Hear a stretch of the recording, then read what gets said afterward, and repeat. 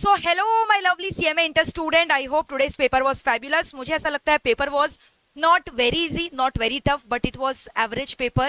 ज़्यादा easy भी नहीं बोलेंगे तो ज़्यादा tough भी नहीं बोल सकते.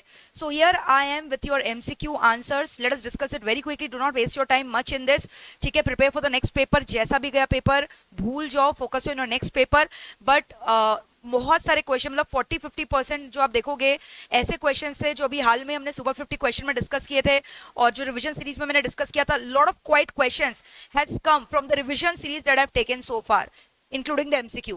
क्वेश्चन नंबर 1 देखो क्या होगा इसका answer, French revolution. Question number 2 का आंसर क्या बताओ, आर्बिट्रेशन. क्योंकि जो आर्बिट्रेशन है वो एडजुडिकेटरी नेचर होता है, बाकी सारे जो प्रोसेस होते हैं वो सेटलमेंट ओरिएंटेड होते हैं. ठीक है, persona non Greta is unacceptable person. फिर उसके बाद एज अगेंस्ट ए पूछ रहा है कम्युनिकेशन ऑफ एक्सेप्टेंस कब कंप्लीट होगा, 14th जून. अगेंस्ट बी पूछता तो आंसर 16th होता. Next, liability of the surety कब अराइज होता है, जब प्रिंसिपल डेटर फेल्स टू पे the creditor. Which of the following does not involve performance of the contract, consumption. अब गुड्स लेने के बाद तुम गुड्स के संग कुछ भी करो तुम्हारी मर्जी, so consumption of goods is answer. Next question का आंसर बताओ क्या होगा, a not payable after sight. Already मैंने आपके लिए सॉल्व कर रखा है दोस्तों. Where a partner is entitled to interest on capital subscribe by him, interest कहां से पेबल होगा, out of profit. The approved name of LLP shall be valid for a period of 3 months from the date of it's approval. Next, a petition अगर LLP file कर रहा है winding up करने के लिए ट्राइब्यूनल के सामने तो resolution has to be passed by at least 75% यानी 3/4 of the partners.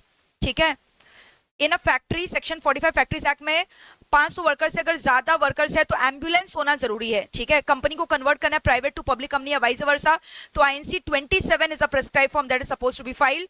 Which of the following business is generally considered as an ordinary business, appointment of the statutory auditor. फिर उसके बाद कौन सा डायरेक्टर ओआर से रिमूव नहीं हो सकता, ऐसा डायरेक्टर जिसको प्रोपोर्शनल रिप्रेजेंटेशन से आपने अपॉइंट किया है या फिर ऐसा डायरेक्टर जिसको ट्राइब्यूनल ने अपॉइंट किया है, that is under section 242 tribunal वाला.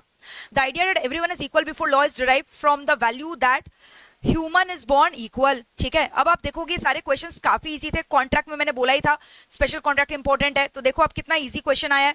डिस्चार्ज बाय परफॉर्मेंस, तो performance can be tendered by the promisor himself जो परफॉर्म कर रहा है, पार्टीज टू द कॉन्ट्रैक्ट उनके एजेंट परफॉर्म कर सकते हैं, legal representative of the deceased कर सकता है. ठीक है, और जॉइंट प्रॉमिस में anyone of the joint promisors can be sued.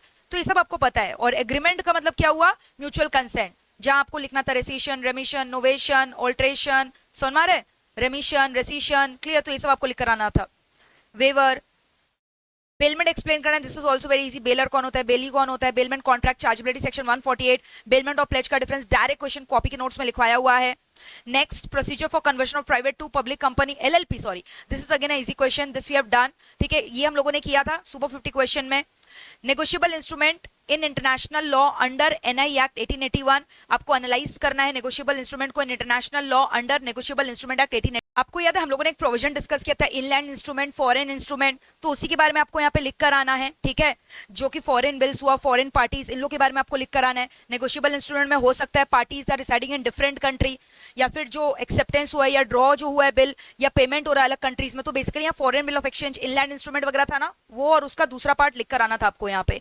ठीक है, इलाबोरेट स्पेसिफिक एक्सक्लूजन, वेजेस से क्या क्या एक्सक्लूडेड है ये भी आपको बहुत इजी है पता है, बोनस वगैरह इसमें इंक्लूड नहीं होता. वेज के अंदर आपको डेफिनेशन लिखना है, basic plus dearness allowance include होता है. ठीक है, कमीशन, बोनस, ओवर टाइम ये सब इसके अंदर इंक्लूड नहीं होता है, या हाउस रेंट अलाउंस वगैरह ये सब इंक्लूड नहीं होता है, तो ये सब आपको लिख कर आना है, अलग से ये करवाया हुआ एग्जामिशन.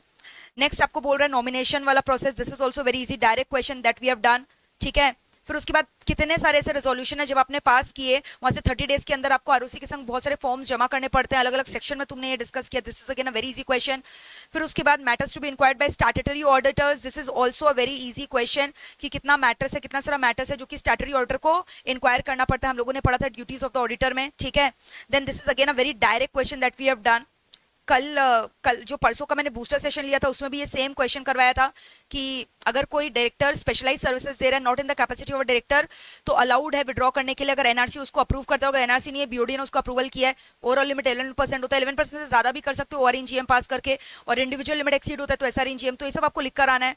शेयर होल्डर का राइट ये भी आपको पता है, this is again a direct question. Ethics और लॉ का relation direct question. Value chain very important, मैंने बोला था देखो आ भी गया पेपर में. तो ये सारे क्वेश्चन आप देख लो बहुत ज्यादा इजी और डायरेक्ट क्वेश्चन था I would say. So once again I will tell you CMA inter का लॉ का पेपर काफी इजी था मेरे बच्चों. Whatever has happened forget it, now focus on the next paper. And अगर आपने 100 मार्क्स का पेपर पूरा अटेम्प्ट किया, श्योर शॉर्ट ऑफ एग्जामिशन आपको मिलेगा अगर आपके सारे एमसीक्यूज करेक्ट है और इसमें से आपने अच्छे से क्वेश्चंस अटेम्प्ट किया है, ठीक है। So all the very best for your next paper and 7 PM I am going to come live on MEPL CMA exclusive channel for your OMSM booster session. All the very best, God bless you. Once again जल्दी से comment करके बता दो आज का law का paper कैसा गया और ये भी लिख दो, I will score examination in law. Create a positive chain. Bye, take care.